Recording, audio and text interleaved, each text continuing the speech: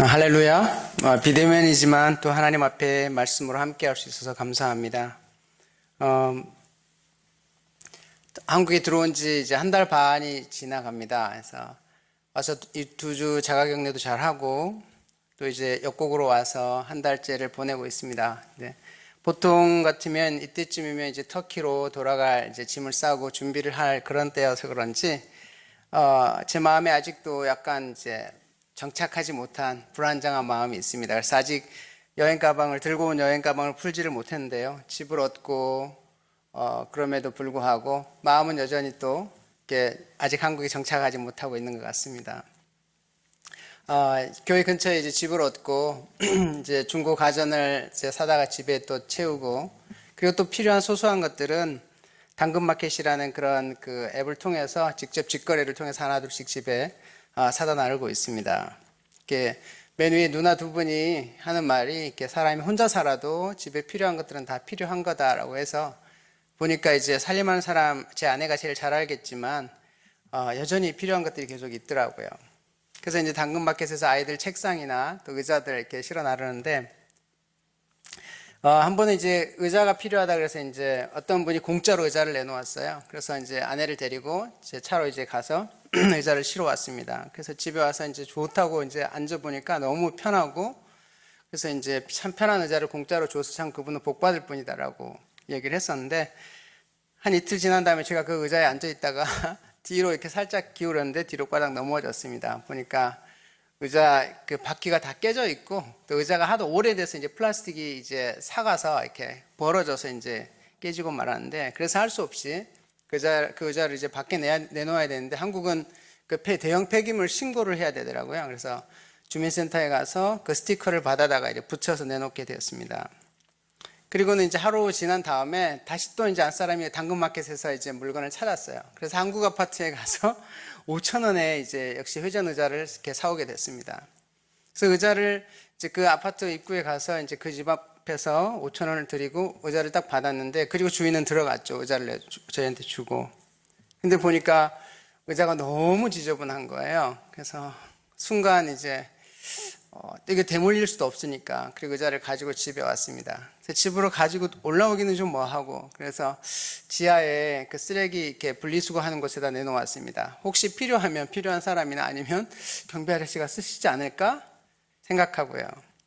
근데 그 다음날 아침에 보니까 아니나 다를까 경비실 앞에 이게 있는 거예요, 의자가. 그래서 그래도 좋은 일 했구나. 경비 아저씨가 쓰려고 생각하시나 보다. 그런데 몇 시간 지난 후에 거기에 A4지에 대형 폐기물 처리해 주세요 써 있더라고요. 그래서 그 의자를 다시 이제 약간 부끄러운 마음으로 이렇게 집에 가지고 올라왔습니다. 그래서 복도에 두고 다시 또 이제 그 대형 폐기물 처리하는 그 스티커를 받아다가 거기다 붙여서 밖에 내놓게 되었습니다. 저희한테 물건을 팔았던 분들은 또 주었던 분들은 공짜로 이제 폐기물 처리를 할 수 있었던 거죠. 물론 이런저런 이렇게 일을 경험해 보면서 한국에 다시 적응하는 것이 마치 20몇 년 전에 신혼 때 꼭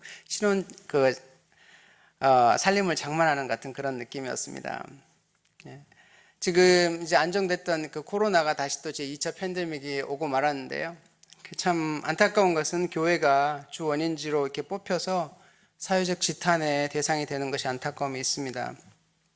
누구의 자잘못을 떠나서 우리는 하나님 앞에서 그리고 사람 앞에서 분명한 책임이 있습니다. 사람을 사랑하고 하나님을 경외하고 그로 인해서 세상에 빛이 되고 소금으로 사람들을 그리스도께로 하나님의 영광을 드러내는 일에 쓰임받아야 될 그런 공동체적인 책임이 있는 단체인 것이 분명합니다.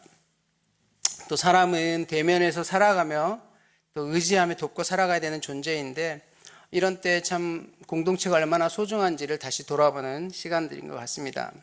인생은 그 생로병사의 그 한 연속이라고 그 과정이라고 볼 수 있는데요. 작년 이맘때 이제 그 어떤 집사님께 제가 물어봤습니다. 우리 교회 집사님께 집사님은 한 40년 젊어지시면 뭘 해보고 싶으세요? 라고 했더니 이분이 그러시더라고요. 저는 40년 젊어질 수 있는 기회가 있다면 신학을 해서 하나님의 종이 되고 싶습니다. 그래서 저는 이분이 되게 궁금했었어요. 어떻게 살아왔는지가. 근데 보니까 한양공대를 다니다가 예전에 사실 이분 다니실 때 한양공대는 서울대 수준이었죠. 그러다가 사냥공대를 다니다가 중퇴하시고 그 DJ를 하셨더라고요. 음악다방 DJ를 하시다가 나중에는 이런저런 일을 하시다가 결국은 이제 식당을 이렇게 하셨었는데, 그래서 그 식당에 저와 아내 가족들이 가서 몇 번 먹었던 기억이 있습니다. 근데 계속 오라고 했는데 자주 안 가서 좀 많이 삐지셨어요. 근데 이제 그러면서 그분하고 이런저런 얘기를 나누면서 참 지금도 늦지 않았다 그런 얘기를 나눴었는데, 그리고 제가 터키에 돌아가서 몇 개월 후에 그분이 암으로 이렇게 소천하셨던 소식을 들었습니다. 저 또한 이제 작년 이제 6월에 어머니가 먼저 돌아가시고, 그리고 올해 5월 말쯤에 암으로 투병하던 셋째 형님이 하나님의 부르심을 받았습니다. 물론 형님의 장례식에는 올 수가 없었고, 이제 한국과 이제 선교지의 모든 비행편이 끊겨서 제 딸만이 한국에서 대학에서 공부하는 딸이 장례식에 참여해서 저희에게 중계를 해주기도 하는 그런 시간들을 보냈습니다. 한국에 이제 정착하다 보니까 그 임시로 2달 방문 계획이었다가 안식년으로 1년을 이제 머물게 되었는데요.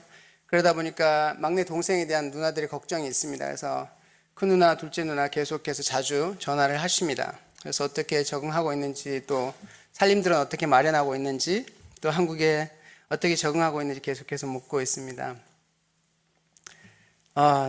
누구에게나 생생한 역사가 있습니다. 인생은 기쁘고 또 슬프고 행복하고 고달프고 괴로운 역사일 것입니다. 언제나 좋은 일만 있으면 얼마나 좋겠습니까?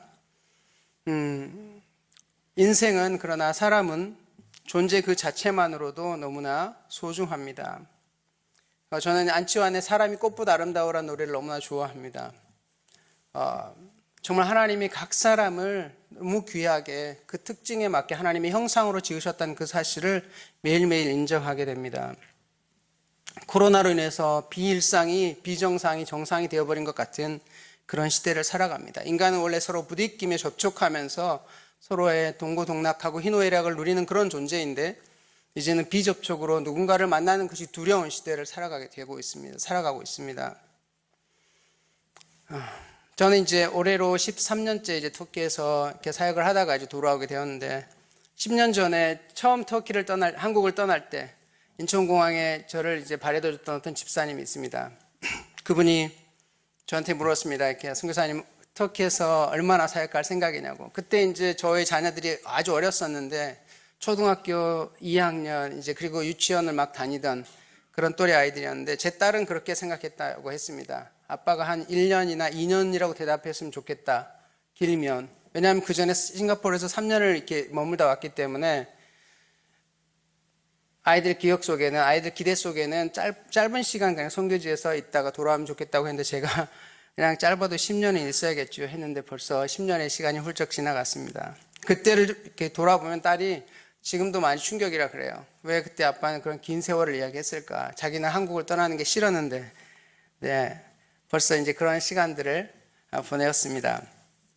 오늘 이렇게 같이 보게 될 고린도전서 말씀은 바울의 2차 선교 여행 중에 18개월을 머물면서 세웠던 교회, 고린도 교회에 보낸 편지입니다. 특별히 사도 바울이 이 편지를 쓸 때 그는 3차 전도 여행 중에 에베소에서 머물면서, 특별히 에베소에서 3년을 머물렀는데, 그곳에서 사역하는 중에 고린도 교인들의 도덕적인 방종과 관련한 혼란스러운 보고를 받습니다.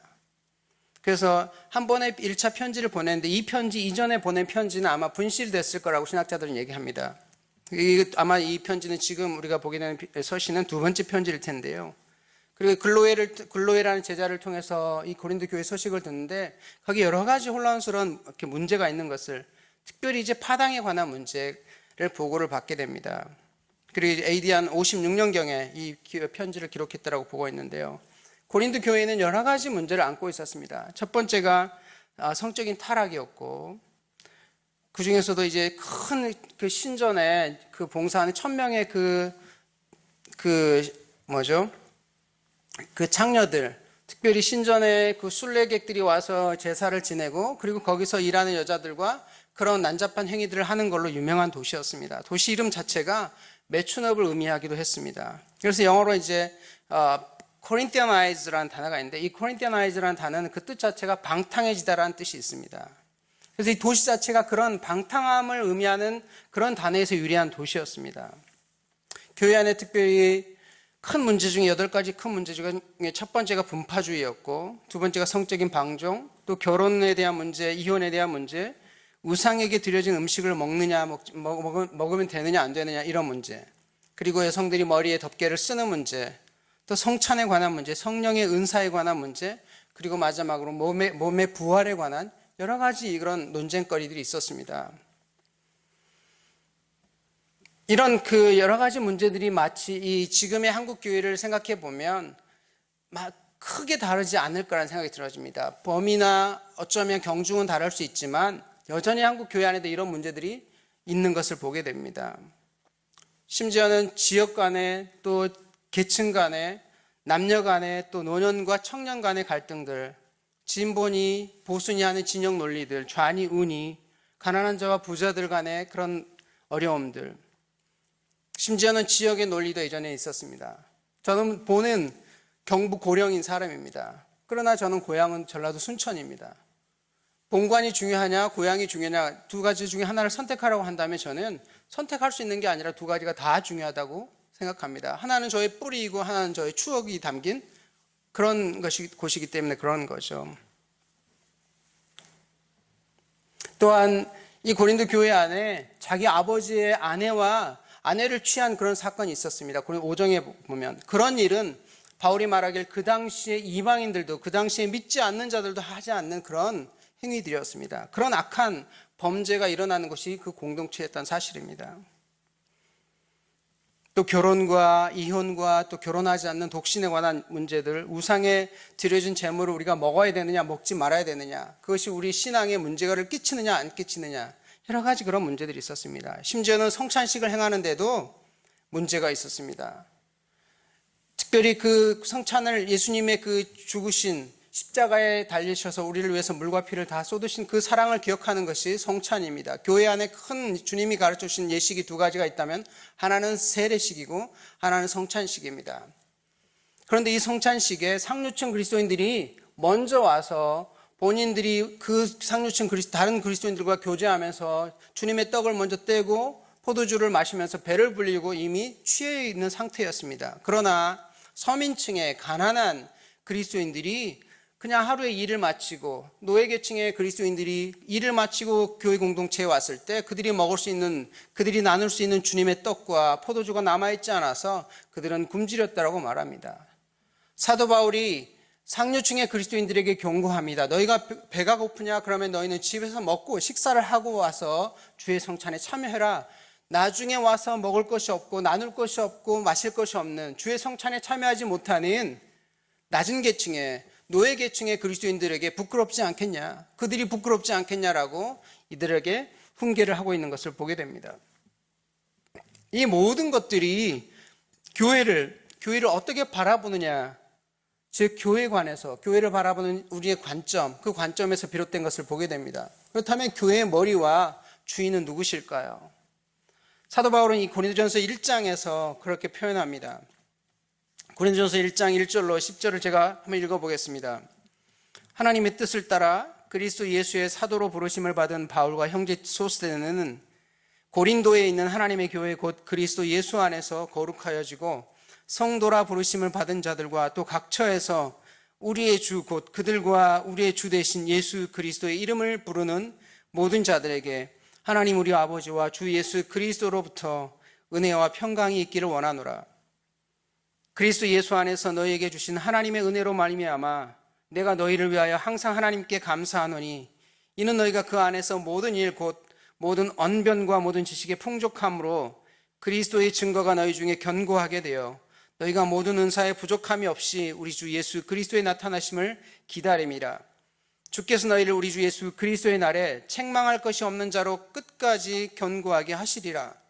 너희를 불러 그의 아들 예수 그리스도 우리 주와 더불어 교제하게 하시는 하나님은 미쁘시도다. 형제들아, 내가 우리 주 예수 그리스도의 이름으로 너희를 권하노니 모두가 같은 말을 하고 너희 가운데 분쟁이 없이 같은 마음과 같은 뜻으로 온전히 합하라. 1절에서 10절까지 사도 바울은 10번이나 주 예수 그리스도의 이름을 언급합니다. 그 이유는 바로 예수 그리스도께서 교회의 기초가 되시기 때문에 그렇습니다. 예수 그리스도라고도 표현하고 그리스도 예수라고도 표현합니다. 정말 오늘날에 우리가 안고 있는, 한국 교회 안에 안고 있는 여러 가지 문제들, 그 문제의 중심을 살펴본다면 우리가 누구를 우리의 주로 모시고 있느냐, 누가 우리 공동체의 머리이시고 우리는 어떤 일을 위해서, 어떤 역할을 하기 위해서 부르심을 받았는지를 다시 돌아보는 데 있다고 저는 생각합니다. 교회의 머리 되신 분은 예수 그리스도시고 우리 각자는 그 머리 되신 그리스도를 섬기는 각 지체인 것을 잊지 말아야 될 것입니다. 특별히 고린도전서 15장은 부활장으로 알려져 있습니다. 이 부활장에 있어서 부활을 인정하지 않는 세력들이 그 당시에도 있었습니다. 특별히 유대인들 중에는 사두개파 사람들이 그리스도의 부활을, 우리 몸의 부활을 인정하지 않았습니다. 또 헬라의 철학자들도 부활을 우습게 여겼습니다. 사람이 한번 죽으면 끝이지 어떻게 다시 몸이 부활할 수 있느냐라고 우습게 여기고 비웃었습니다. 그러나 복음은 예수 그리스도의 부활로 완성되어진 것을 보게 됩니다. 그분께서 우리의 죄를 대속하기 위해서 십자가에 달려 죽으셔서 우리의 모든 죄를 용서하시고 우리를 하나님의 자녀 삼아주시고 우리에게 영원한 생명을 주시고 우리의 모든 죄가 용서받게 하시는 그런 대속의 은혜를 끼치셨다면 그분이 약속하신 대로 3일 만에 부활하신 그 부활의 사건으로 인해서 복음될 수 있는, 복음이 완성되었다고 저는 생각합니다. 고린도전서 15장 1절로 11절에 바로 예수 그리스도의 부활을 얘기합니다. 예수 그리스도께서 이 땅에 사실 때 내가 십자가에 달려 죽을 것이다. 사람들이 나를 십자가에 매달을 것이다. 그러나 나는 3일 만에 부활하실 것을 약속하시고 말씀하시고 약속하신 대로 그분은 부활을 이루셨습니다. 그리고는 12절로 34절에 죽은 사람의 부활에 대해서 이야기합니다. 예수 그리스도의 부활, 그리스도의 부활이 없었다면 너희가 부활을 믿지 않느냐? 그러면 그리스도도 부활한 게 아니다. 그러나 부활이 없다면 너희의 믿음이 모든 것이 다 헛된 것이고 너희들이 거짓말하는 자들이 될 것이다 라고 말합니다. 왜냐하면 초대교회 그리스도인들은 예수 그리스도의 부활을 보았기 때문에 끊임없이 부활을 증거했습니다. 하나님의 아들 되신 분이 오셔서 우리를 위해서 십자가에 달려 돌아가시고 그분은 3일 만에 부활하셨다라고 증거했기 때문에 그렇습니다. 그리스도께서 부활하신 게 아니라면 너희가 거짓말하는 자들이고 너희의 믿음도 다 헛된 것이다. 그러나 그리스도는 그분이 약속하신 대로 부활하셨다라고 계속해서 바울은 부활을 증거했습니다. 또한 35절로 57절까지 보면 사도 바울은 우리 몸의 부활을 얘기합니다. 그리스도께서도 부활하셨고 그리고 우리 몸도 다시 부활할 거라면 예수 그리스도를 믿는 우리 모두도 그분의 재림의 때, 그분이 다시 이 땅에 강림하실 때 다 함께 부활할 거라고 얘기하고 있습니다. 그렇다면 우리는 어떤 형태로 부활을 하게 될까요? 저는 우리는 예수 그리스도를 주로 고백하고 하나님을 믿는 백성들은 이 땅에 우리가 죽음으로 인해서 이 땅에 흙으로 돌아간다 할지라도 부활의 때에는 하나님을 예배하기에 최상의 상태로 부활할 거라고 저는 믿고 있습니다. 저희 어머니가 돌아가셨을 때 90세셨는데 저희 형제 중에 한 분이 저에게 물었습니다. 동생아, 너희 믿는 그리스도인들은, 예수 믿는 사람들은 사람이 부활할 거라고 말하는데 어머니가 만약 부활한다면 어떤 형태로 부활할까? 그 형님에게 제가 그랬습니다. 아마도 우리 육신은 사실 흙으로 지어진 거기 때문에 흙으로 돌아가지만 그러나 우리가 부활을 경험할 때는, 부활의 때는 하나님을, 우리의 창조주 되신 그 하나님을 가장 예배하기에 최적의 상태로 우리는 부활할 것입니다. 그래서 바울이 씨앗의 비유를 들었습니다.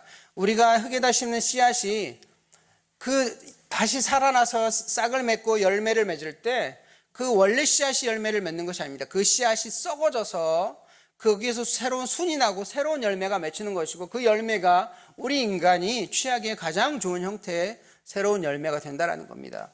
역시나 하나님의 형상으로 지음을 받은 우리도 하나님 앞에서 부활의 때에는 하나님 그분을 예배하기에 최상의 상태로 우리는 부활을 경험하게 될 것입니다. 우리가 부활하게 될 때 또 예수 그리스도 그분의 부활은 죄와 율법 그리고 사망의 권세를 깨뜨리는, 죄와 율법과 죽음에 대한 승리를 가져올 것입니다. 오늘 57절에 우리 주 예수 그리스도로 말미암아 우리에게 승리를 주시는 하나님께 감사한다라고 사도 바울은 말합니다. 여기서 우리에게 주시는 승리는 궁극적인 승리를 말할 것입니다. 더 이상 죄가 우리를 괴롭히지 못하고, 더 이상 율법의 굴레로 우리가 그 율법에 붙들려 있지 않고, 죄의 결과인 사망에게 우리가 종노릇하지 않을, 사망도 그 삼킴이 되는, 부활에게 더 이상 아무런 영향력을 미치지 못하는 그런 존재로 우리가 영원한 승리를 얻게 된다는 겁니다. 그런 승리를 가져다 주신 하나님께 우리가 예수 그리스도로 말미암아서 감사해야 된다고 말하고 있습니다. 그리고는 58절에 그러므로 내 사랑하는 형제들아 라고 말합니다. 견실하며 흔들리지 말고 항상 주의 일에 더욱 힘쓰는 자들이 되라. 사실은 많은 문제가 있는 교회였지만, 그러나 그런 속에서도 궁극적으로 부활의 소망을 갖고 부활을 경험할 그런 하나님의 백성들이라면 어떤 태도를 갖고 하나님 앞에서 살아야 될지를 사도 바울이 말하고 있다는 겁니다. 문제가 많은 것으로 끝나지 않을 것입니다. 우리는 하나님이 택하셨기 때문에 계속해서 하나님이 조금 더 그분께 가까이 갈 수 있도록, 사실은 사이클은 있을 수 있습니다. 그러나 이 사이클이 계속 하나님 창조주 그분에게 다가가는 사이클로 우리를 변화시켜 갈 거라는 겁니다. 우리를 부르신 그분이 미쁘시다면 그리스도 예수의 날까지 그분의 성품을 닮아가는 존재로 우리를 바꾸어 가실 것이라고 생각합니다.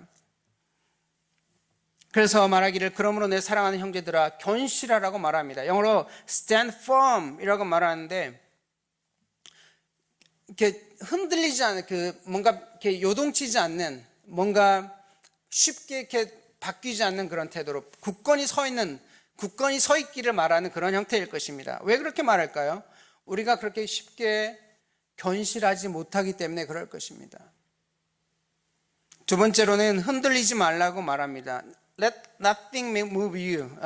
Don't let nothing move you.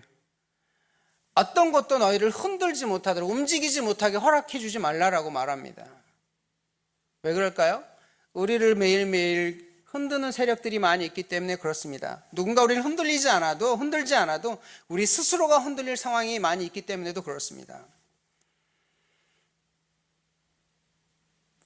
하나님 앞에 우리가 말씀 앞에 섰을 때에는 믿음으로 매일매일 승리할 수 있을 것 같습니다. 그러나 교회 문을 나가고 공동체를 떠나서 우리가 사회라는 현실 속에 다가갔을 때 얼마나 많은 우리의 가치 세계와 우리의 세계관과 부딪히는 일들과 우리는 그런 속에 우리는 노출될 수밖에 없는 것을 경험하게 됩니다. 그때 우리는 얼마나 많은 부딪힘을 갖게 되는지 모릅니다.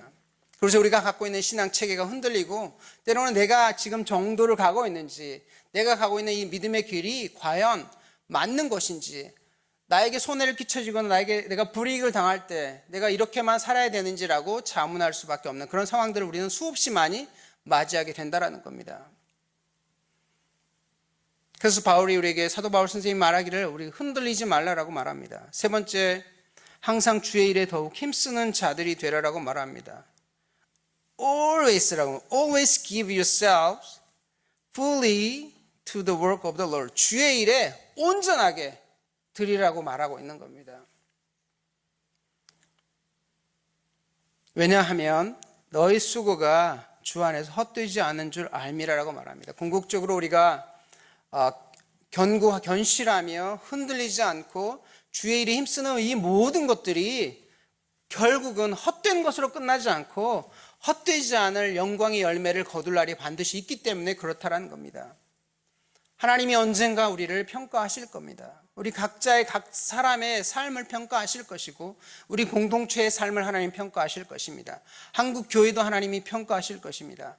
개인적으로 많은 혼란의 때를 살고 있다고 저는 봅니다. 한 번도 살아보지 못했던 이런 코로나 시국 때문인지는 모르지만, 사람이 사람을 신뢰할 수 없고 불신하고 가까이 가는 것조차를 경계하는 그런 시대, 예배를 같이 모여서 드릴 수 없는 이런 시대, 그러면서도 교회가 교회 역할을 제대로 하고 있는지가 평가되어지고 있는 시대, 사실은 이 시기를 지나면 정말 무엇이 우리의 참된 가치인지, 누가 하나님의 사람으로 온전하게 살게 될 것인지를 판별하는, 평가받는 시기가 될 거라고 저는 생각합니다. 교회를 보는 시각, 교회에 대한 그 견해, 이 모든 것들이 새롭게 정립되는 그런 시기가 오고 있다고 저는 생각합니다.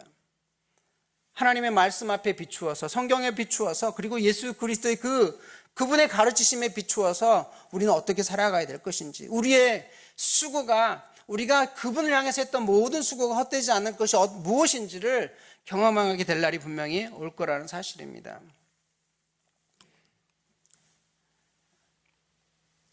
한 가지 되짚어볼 일은, 그렇다면 주의 일에 힘써야 될 텐데 주의 일은 무엇이냐라는 겁니다. 또 주의 일은 누구에게 해당되냐라는 겁니다. 주의 일은 사역자들에게만 국한되는 것인가? 목사님이나 전도사나 또 선교사들이나 이런 분들만이 주의 일을 감당한다고 말할 수 있을 것이냐라는 겁니다. 사실은 그렇다면 또 누가 사역자인가를 또 봐야 될 것입니다. 분명한 것은 예수 그리스도의 복음을 위하여 부르심을 받은, 예수 그리스도의 복음을 증거하기 위해 부르심을 모든 자들이 사역자들이라고 저는 생각합니다. 저는 팔남매의 막내로 자라서 첫 번째로 집에서 예수님을 믿은 사람이 되었습니다. 제 아내도 역시 딸 셋의 첫 번째로, 아무도 믿지 않은 집에 첫 번째로 예수님을 믿는 사람이 되었습니다. 그러다 보니까 복음의 1세대가 겪어야 될 여러 가지 난관이 있었습니다. 기존에 배워왔던, 기존에 듣고 보아왔던 그런 세상의 가치 세계와, 그리고 새롭게 받아들인 예수 그리스도 그 복음과 그 복음의 사이에서 부딪히는 문화적인, 그리고 그 도덕적인, 윤리적인 여러 가지 갈등들 속에 참 진리를 쫓아야 되고 거기서 선택을 해야 될 때 어떤 게 진짜 참된 선택인지에 대한 여러 가지 갈등들이 있었습니다. 바라기는 저희 다음 세대인 저희 자녀들은 하나님 앞에서 무엇이 분명하게 옳은 길이고 하나님 그분의 영광을 위해서 산다는 것이 무엇인지를 분명히 인식해서 그분을 위한 수고, 그분을 위한 사역들을 분명히 감당하는 그런 세대가 되어주기를 기도하고 있습니다. 그렇다면 사역이란 무엇일까요? 사역은 우리가 하나님의 영광을 위한 우리의 모든 수고, 우리의 헌신, 우리의 일상, 우리의 직업 모두를 포함한다라고 저는 생각합니다. 요즘에 그래서 드러나는 말들이 미셔널 크리스천이라는 말이 있습니다. 선교적인 소명을 받은 그리스도인들.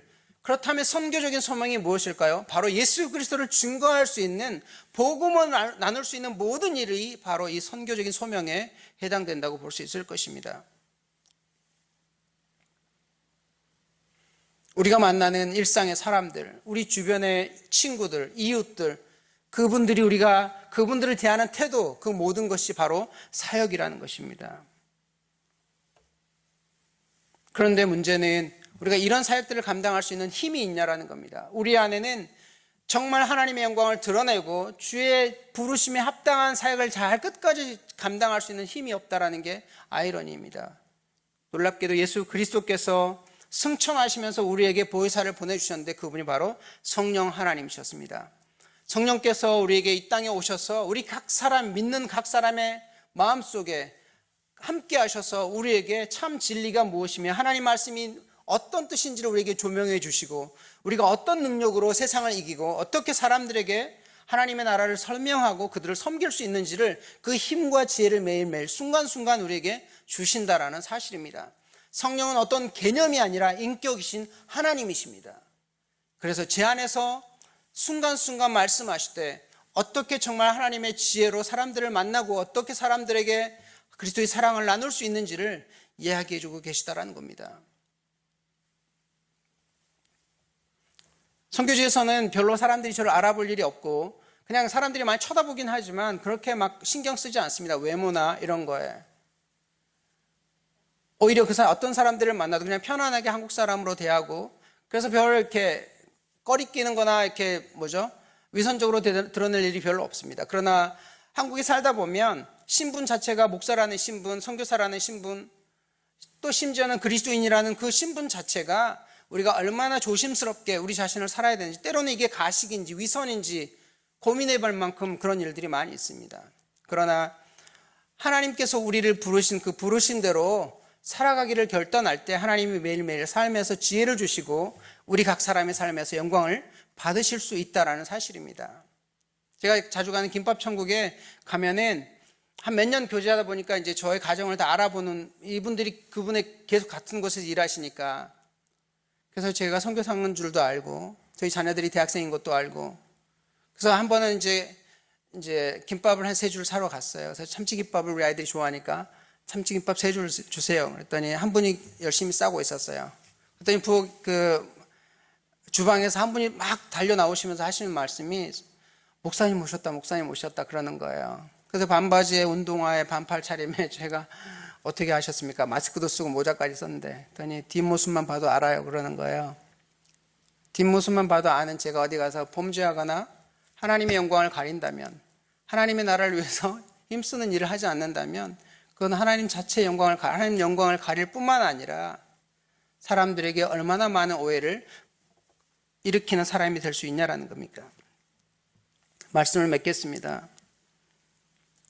우리는 끊임없이 매일매일 하나님 우리에게 맡겨주신 그 부활의 소망을 갖고 우리를 예수 그리스도를 통해서 불러주신, 구원해주신 그 소망을 갖고 일상을 살아가야 될 것입니다. 그것이 그 자체가 바로 주의 일이고 그것 자체가 하나님 우리에게 맡겨주신 헛되지 않은 수고가 될 수 있다는 사실입니다. 그런 것들이 쌓여가면 우리의 의식세계, 가치세계, 세계관이 바뀔 것입니다.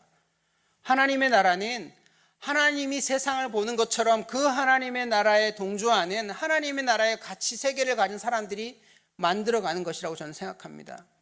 그 일이 어떤 것이든 아무리 작고 소소한 것이고 사소한 것이라 할지라도 하나님은 그렇게 하나님의 나라를 위해서 수고하고 애쓰는, 그러면서 그걸 끊임없이 그 삶을 애쓰기 위해서 스트러글링을 하는, 내적 싸움을 하고 외적인 헌신을 하는, 자기를 쳐서 복종하는 사람들을 통해서 영광을 받으신다라는 사실입니다.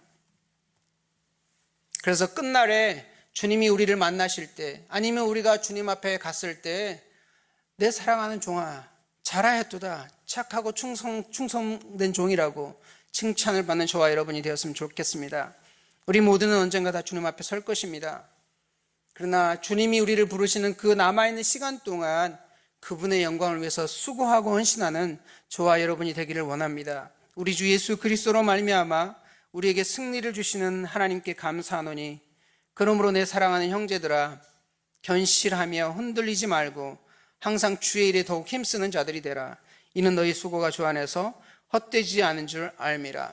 이 마지막 때 특별히 코로나로 인해서 온 세계가 어지럽습니다. 그러나 하나님 앞에 마음의 중심을 가진 믿음의 사람들, 예수 그리스도를 주로 고백하고 그분의 제자들로, 종으로, 그분의 일꾼으로, 빛으로, 소금으로 살아가는 우리 모두가 특별히 한국 사회 앞에 더 낮은 모습으로, 그리고 우리의 연약함이 있다면 그것을 인정할 줄 아는 그런 자세로, 그러나 하나님 여전히 우리를 기대하시고 있는 그 소망을 갖고 이 시대를 살아가는 저와 여러분이 되었으면 좋겠습니다. 그때 하나님은 영광을 받으실 것이고, 하나님은 자기 백성들을 통해서 잃어버린 영혼들이 하나님 나라에 돌아오는 것을 우리에게 그 기회를 여전히 허락하실 것이라고 저는 확신합니다. 함께 기도하겠습니다. 존귀하신 주 하나님 아버지, 우리를 불러주셔서 어둠에서 빛으로, 또 빛으로 소금으로 우리를 사용해 주신 것 감사합니다. 하나님 아버지, 우리가 이 마지막 시대에 하나님 앞에서 견실하며 흔들리지 않고 주의 일에 더욱 힘쓰는 자들이 되기를 원하오니, 하나님 아버지 우리에게 힘주시고 능력을 더하여 주시옵소서. 우리 안에 이 일들을 감당할 수 있는 내적인 힘이 없습니다. 그러나 참으로 살아계시고 인격이신 성령 하나님께서 매일매일 우리 속에서 역사하시며 하나님 우리에게 말씀을 조명해 주시고 진리로 우리를 인도하실 것을 믿고 감사합니다. 하나님 아버지, 사람들은 빛을 찾고 하나님 소금을 찾습니다. 하나님 우리에게 맡겨주신 조그만 일, 사소한 일에도 우리가 하나님의 나라의 관점으로 볼 수 있는 안목을 주시고, 그래서 이 모든 우리의 수고가 헛되지 않는 것을 경험하는 믿음의 세대가 될 수 있도록 저희를 사용해 주시옵소서. 함께 하실 주님을 기대하고 찬송합니다. 예수 그리스도의 존귀하신 이름으로 기도합니다. 아멘.